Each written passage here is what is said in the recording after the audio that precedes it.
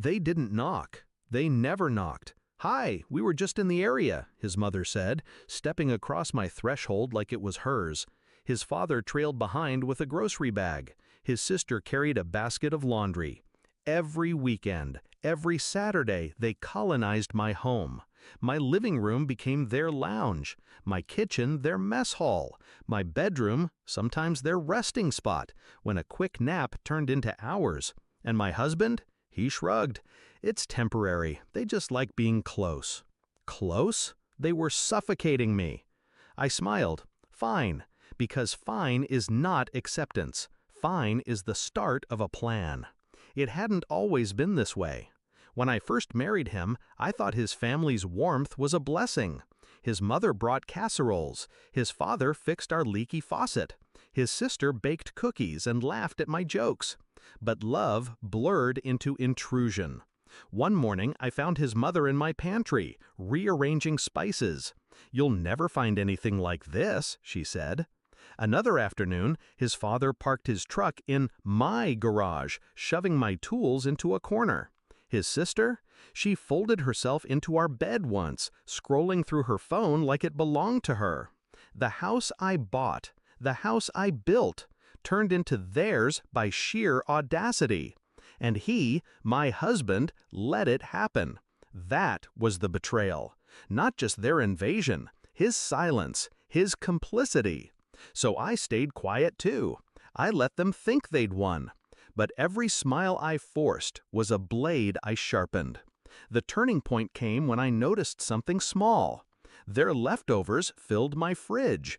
Their coats lined my closet. Their spare toiletries sat in my bathroom cabinet.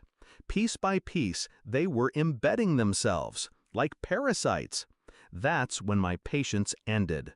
I logged into the deed of the house. My name, my mortgage, my control. The single truth hit me. They had no claim here. But I could make them believe they'd lost everything they thought they owned. I started slow. "Stay as long as you need," I told them one weekend. My husband's shoulders loosened with relief. His mother's smug grin deepened. They thought I'd given in. But surrender wasn't what I offered. I offered rope. Enough for them to hang themselves. Step 1. The moving truck. I called the company on a Wednesday, booked it for Saturday morning. Special instructions. Collect everything that wasn't mine. I had lists, photos, evidence. Step 2. The timing. I didn't tell my husband. He'd try to stop me. He still believed in compromise. I didn't. Step 3. The reveal. Saturday came.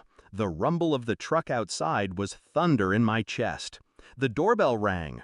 The crew entered, efficient and unsmiling. His mother froze mid-step, groceries in hand. "What is this?" "Moving company," I said, calm, simple. "I thought you'd want your things back." Her face drained. "This must be some kind of mistake." No mistake. I gestured to the labeled boxes. Kitchen items, garage tools, clothing, toiletries, all yours. The movers began carrying boxes. Her groceries were set aside, bagged and taped. Her knitting basket sealed in cardboard. Her husband's spare jackets carried out. His sister shrieked, "You can't just—" I looked at her once, and she fell silent, because she realized this wasn't chaos. This was order. Cold, deliberate order.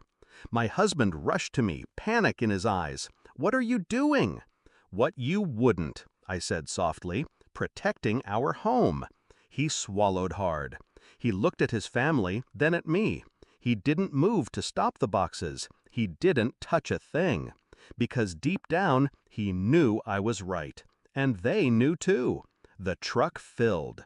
Every trace of them stripped from my walls, my shelves, my rooms. When the last box was sealed, I signed the paperwork.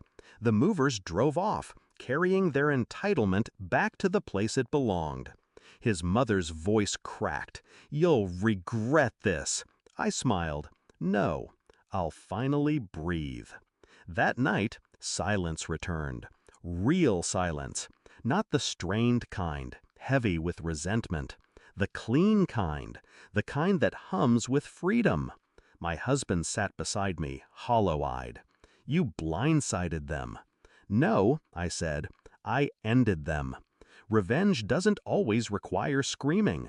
Sometimes it's a single move, a permanent reset, a reminder of whose name is carved into the deed, whose roof they walked under. They thought my house was theirs. Now they'll never forget it was mine. And me? I don't just own this house. I own the silence that follows betrayal. And silence, when it's earned, is the sweetest revenge of all.